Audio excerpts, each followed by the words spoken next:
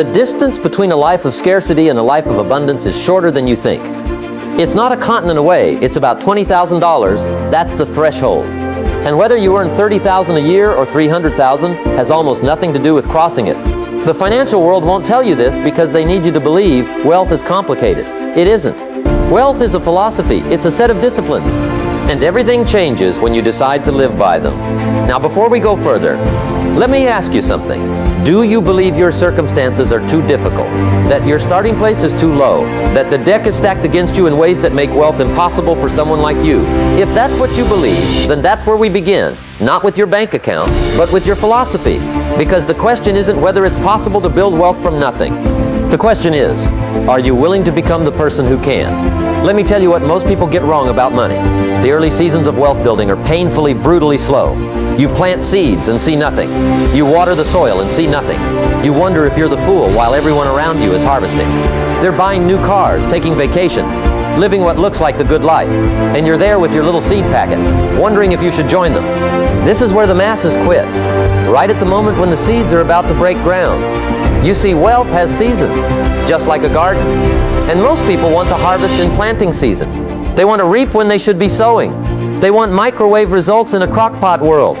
But nature doesn't work that way, and neither does wealth. Let's talk about the law of the harvest. Suppose you discipline yourself to save $400 a month. That's $4,800 in a year.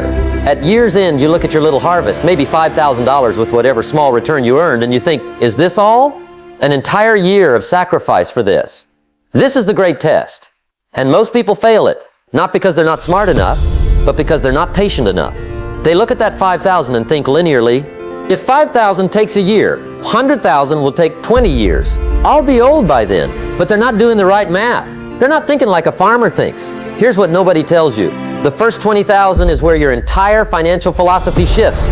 Not because 20,000 is a magic number, but because of who you must become to accumulate it. You cross that line, and you're no longer someone who can't save. You're someone who did. Your identity changes. You sleep differently. You walk differently. You make decisions from a place of strength instead of desperation. And most importantly, your money starts working for you in ways you can actually see. A modest return on 20,000 generates 1,000 or 2 a year without you lifting a finger. Now, let me show you something fascinating. When you have $1,000, a 10% return gives you 100. That's nice. But when you have 20,000, that same 10% gives you 2,000. That's nearly half of what you saved that year from your salary. At 50,000, you're getting 5,000 a year from your money. At 100,000, you're getting 10,000. Your money is now working as hard as you work. This is the great secret. In the beginning, you do all the work, and your money does almost nothing. But if you stay in the game long enough, there comes a crossover point where your money starts carrying more of the load, and you can ease off the gas just a little. The problem is, most people quit during the season when they're doing all the work. They quit in the planting season. They never get to the harvest. Now, let me warn you about 3 thieves that will steal your wealth before you ever build it. The first thief is impatience. Wealth demands deferred gratification, and if you weren't born with that gene, you must develop it. Most people cannot wait. Their neighbor buys a boat, and something inside them breaks. They see people taking cruises, and they start calculating how they could do the same. So they spend their seed corn today and guarantee their poverty tomorrow. Remember Mozart? One of the most gifted composers in human history, creating music that will be played forever. Yet Mozart spent most of his life miserable and died broke. Why? He always spent more than he earned. If that man couldn't get away with it, what makes you think you can? The second thief is envy. The world isn't driven by greed, it's driven by envy. I've watched envy destroy more financial plans than any market crash. You have a good plan. You're making progress. Then you see someone getting ahead faster than you, and suddenly your plan feels inadequate. So you take stupid risks to catch up. You spend money to prove you're not falling behind. But here's what you don't see. That neighbor with the new car might be financing it at 18% interest. That colleague with the bigger house might be one paycheck away from losing it all. Envy only sees the surface, and the surface is designed to deceive. Envy is the only sin where you get absolutely nothing out of it, no pleasure, no satisfaction, just misery you inflict on yourself. The third thief is self-pity. Envy, resentment, revenge, and self-pity are disastrous modes of thought. Self-pity paralyzes you when you need to be active. It makes you weak when you need strength. Then weakness doesn't build wealth. Every time you find yourself drifting into self-pity, regardless of the cause, stop it immediately. Your child could be dying and self-pity still wouldn't improve the situation. It would only make you less capable of handling it. Now let me give you a better question to ask yourself. Most people ask, what do I need to do to get rich? That's the wrong question. The right question is, what would guarantee that I stay poor? Once you answer that, simply avoid those things. What guarantees poverty? Spending more than you earn, taking on high-interest debt, being unreliable, showing up late, breaking promises, not finishing what you start, using drugs or alcohol excessively, feeling sorry for yourself, acting on envy. Once you identify what guarantees failure, the strategy becomes remarkably simple.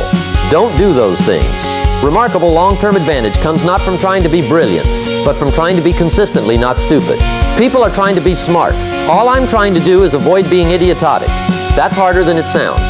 Here's a principle that seems obvious but gets ignored by almost everyone. Spend less than you earn. Always be saving something. Put it in a tax-deferred account. Let time do the work. That's it. The simplicity is staggering. Spend less than you earn. Invest shrewdly. Avoid toxic people and toxic activities. Keep learning all your life. Practice deferred gratification because you prefer the life it creates. Do those few simple things and success becomes almost certain. Don't do them and you'll need a miracle. My grandfather was a federal judge back when judges' widows received no pensions. If he didn't save from his income, my grandmother would have been destitute when he died. So he underspent his income his entire life and left her in comfortable circumstances. An old verse comes to mind, "Mine were of trouble, and mine were steady, so I was ready when trouble came." That's what savings does for you. It makes you ready when trouble comes. And trouble always comes. Now, something about leverage needs to be understood because this is where smart people destroy themselves.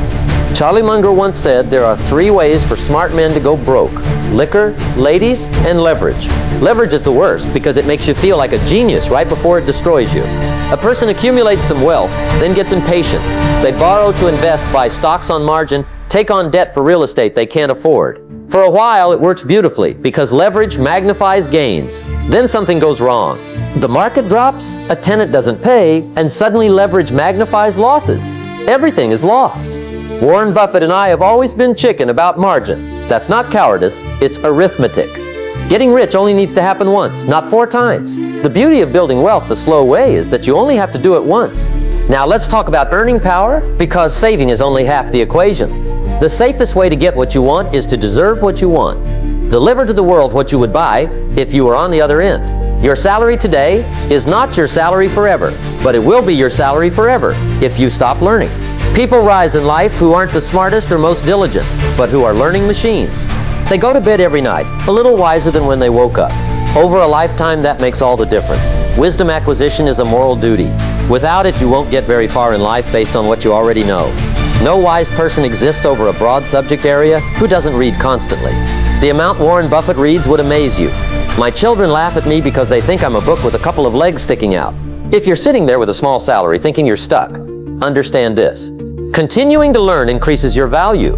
As your value increases, your earning power increases.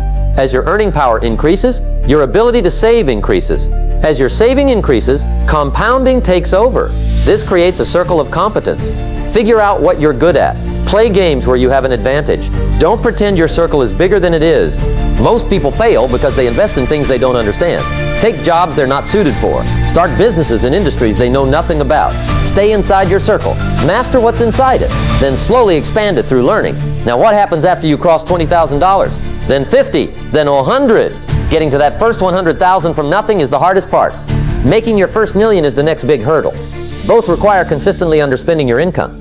Building wealth is like rolling a snowball. It helps to start on top of a long hill and roll it for a very long time. Starting early and living long both help. Now, the relationship between Warren Buffett and me illustrates something important. Early in my career, I figured out how to work entirely under people I admired. Your outcome in life will be far more satisfactory if you work under people you really admire. When I met Warren in 1959, I recognized immediately that here was someone exceptional. We shared ideas about business and investing, and we both believed the world works better when you make relationships win-win. Learning early that the way to get a good partner is to be a good partner. Those are old-fashioned ideas that work fabulously well. Warren persuaded me to leave law practice when I could afford to and become a full-time investor. That would have been much harder without his influence. The lesson is simple.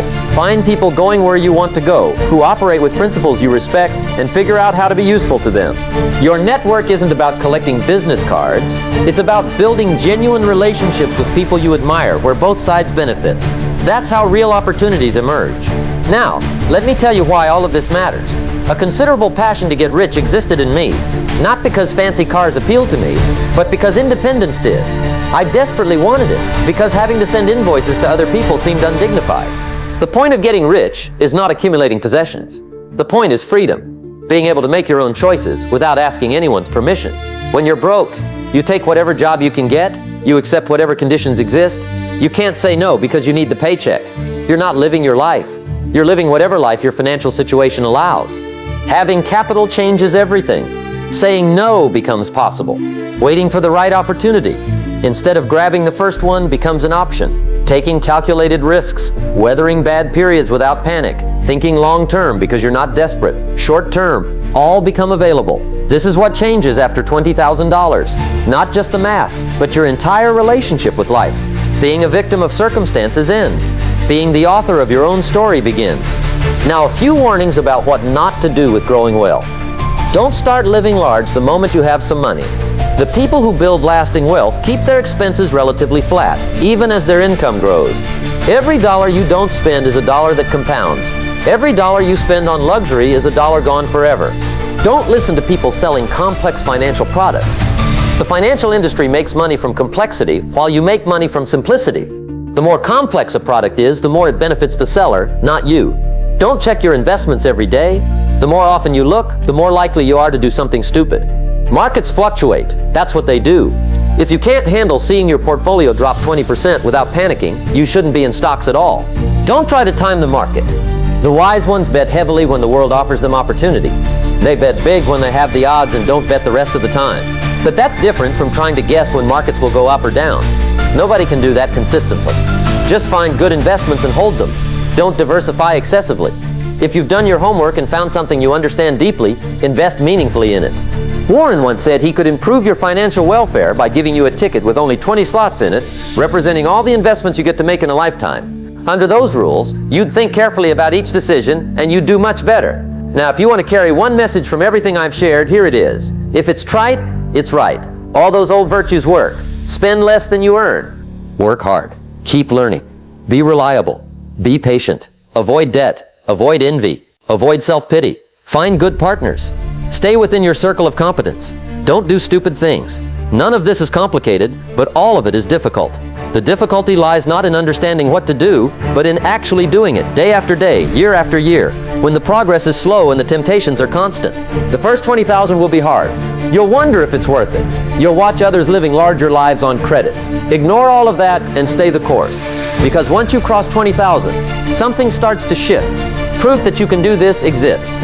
Your money starts earning enough that you can see it. The psychology of scarcity begins to lift. Then comes 50,000 and your money contributes meaningfully to its own growth. Then 100,000. And you can ease off the gas because your money works almost as hard as you do. Beyond that, the curve steepens dramatically. Your money works harder than you ever could, and financial freedom waits. But none of it happens without surviving the flat part of the curve. None of it happens without crossing that first $20,000 threshold. You now understand the power of compound interest and the difficulty of getting it. The question is, what are you going to do about it? If there's anything you really want to accomplish, don't wait. Time is the essential ingredient. Every year you delay is a year of growth you'll never get back. Start now. Save something. Avoid stupidity. Keep learning. Be patient. The rest will take care of itself.